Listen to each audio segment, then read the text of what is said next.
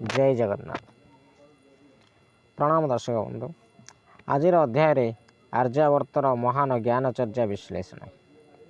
आज अध्याय आरंभ करने पूर्व आम समस्त दर्शक बंधु मानक धन्यवाद अर्पण करने को चाहूँ जे आम चैनल को सब्सक्राइब करुछंती, आमर वीडियो को लाइक करुछंती एवं कमेंट माध्यम निजर मतामत रखिछंती, जहाँकि आमको अग्रगति रे सहायता जोगाउछंती। सेतिपई समस्त को आमर सहृद धन्यवाद। आज पर्यंत आमे आम चैनल रे कलिजुगर जन्मित श्री रामंकर रामलीला वर्णना करुतिले। आज आउ दुई प्रकार विषय वस्तु जोड़ा जाऊँ। प्रथमटी है समाज को उपयुक्त दिग्दर्शन, जहाँकि आंभ जन्मदात्री मातांकर आदेश पालन आंभर प्रथम कर्तव्य। द्वितीय विषय वस्तु रहिबो आत्मज्ञान विज्ञान, जहाँकि उभयर परिपूरक। आंभे आपण मानक जनइबाकू चाहूँ जे आंभे जड़े जोगी। आमर कर्तव्य है जगत को उचित मार्गदर्शन। एठार आंभे आमर कर्तव्य पालन करुछु। आज यह एक विशेष स्वादयुक्त अध्याय रहिबो। समस्त दर्शक बंधु मानक आमर निवेदन है जे समस्ते निजर चित्त और मति शांत और स्थिर करंतु एवं आमर सकारात्मक दिग्दर्शन को ग्रहण करंतु। ताहाकु निज दैनंदिन जीवन में प्रयोग करंतु, जहाँ फल जीवन सरल सुगम सुबोध्य सौंदर्यपूर्ण और समृद्ध पुण्य हो उठिबो। आजिर समय रे अगणित पुस्तक गच्छित अछि। अनेक विद्यालय, उच्च विद्यालय, विश्वविद्यालय, आंतर्जातिक विद्यालय मान अछि। सबु जगार शिक्षा दि जाउछि, किंतु ताहा वास्तव जीवन में व्यवहार हो पारु नाही, जहाँ फल समाज अशांत दिगहीन मुरबी शून्य रोगशोकग्रस्त हो पड़ी। आज कहा पाखरे समय नहीं, समस्ते व्यस्त, किंतु ताहा मूल्यहीन। कारण शिक्षा मिलुछि किंतु ज्ञान मिलुना, संस्कार नहीं, जहाँ द्वारा विषाक्त हो जाइछि मनुष्य जीवन।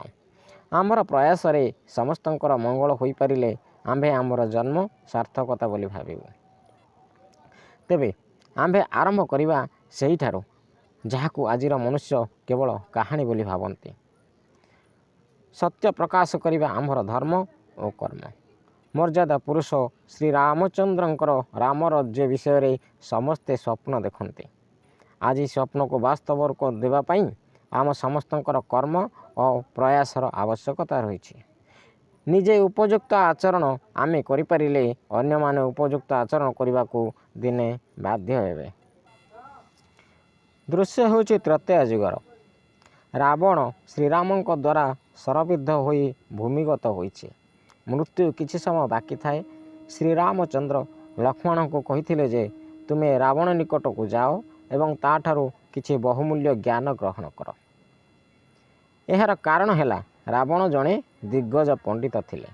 भ्रातृ आदेश पालन पूर्वक लक्ष्मण जाई रावणर मुंड निकटरे छिड़ा होई कहिथिले जे प्रभु श्रीराम मोते तुम निकट को पठाइछन्ते ज्ञान आहरण पाई, ताहा आमको प्रदान कर। रावण किछि उत्तर न देई नीरव रहिथिले। लक्ष्मण क्रोधित होई सेठारु फेरी श्रीराम को रावण नीरव रहिबा कथा जणाइथिले। तत्पश्चात श्री रामचंद्र निजे रावण निकट को गति करथिले। तांको गति करुथिबा देखि श्री हनुमान मध्य रावण निकट को गति करथिले। श्री रामचंद्र रावणर पाद निकटरे आंठु माड़ी बसी पड़िथिले। रावण को अति विनम्रतार सहित किछि ज्ञान प्रदान करने को अनुरोध करथिले। रावणर मुद्रित नेत्र खोली प्रभु श्री रामचंद्र और प्रभु श्री हनुमान चरण निकटरे बसिथिबार दृश्य देखिले। रावण सही समय श्रीरामंकर असल रूप अर्थात श्री हरि रूप और श्री हनुमानंकर असल रूप अर्थात महादेव रूप देखि आनंद विभोर हो उठिथिले। रावण कहिथिले जे आपण तो निजे श्रीहरि विष्णु, आपणकर हनुमानंकर दर्शन करिबारु मोर मुक्ति हैला। मु आपणको केउ प्रकार ज्ञान प्रदान करि परिबी? आपण तो निजे ज्ञानर भंडार, तथापि आपण मते अनुरोध करिथिबारु मु किछि कहूछि। आज मोर मृत्युर कारण अर्थात अपराजय ଅମର ଦଶାନନର ମୃତ୍ୟୁର କାରଣ ହେଉଛି ମୋର ଧର୍ମବନ୍ତ ଭ୍ରାତା ମୋ ନିକଟରେ ନାହାନ୍ତି।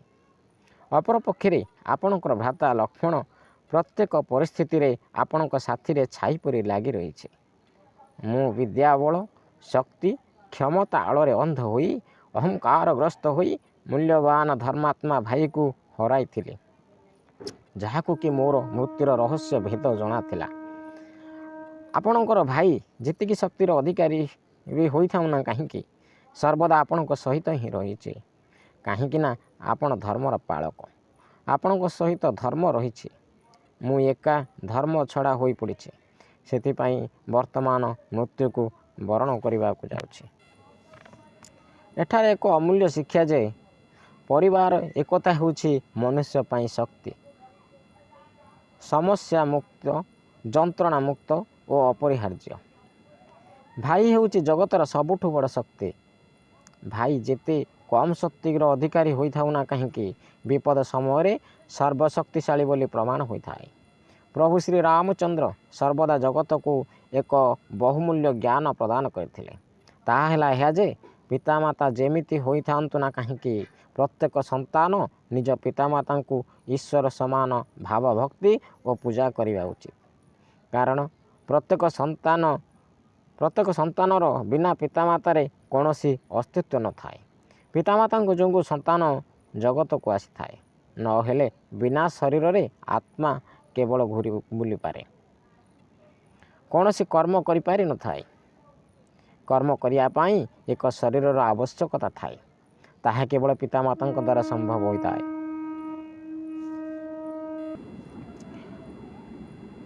ପ୍ରତ୍ୟେକ ପିତାମାତାଙ୍କର ଶରୀର ଦୁଇ ହୋଇଥାଏ, କିନ୍ତୁ ବାସ୍ତବତା ହେଉଛି ଏହା ଯେ ସେମାନେ ଦୁଇ ନୁହନ୍ତି, ଏକ ଅଟନ୍ତି।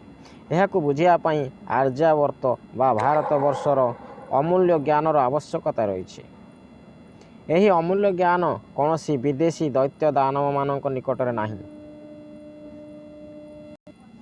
ଆଜି ଆର୍ଯ୍ୟମାନେ ନିଜର ଅମୂଲ୍ୟ ଜ୍ଞାନ ଭୁଲିଯାଇ ଦୈତ୍ୟମାନଙ୍କର ମୂଲ୍ୟହୀନ ଶିକ୍ଷା, ହୀନ ନୀଚ ମୂଲ୍ୟହୀନ ଜୀବନଶୈଳୀକୁ ଅନୁକରଣ କରି ନିଜକୁ ଅତି ନୀଚକୁ ନେଇଯାଇଛନ୍ତି।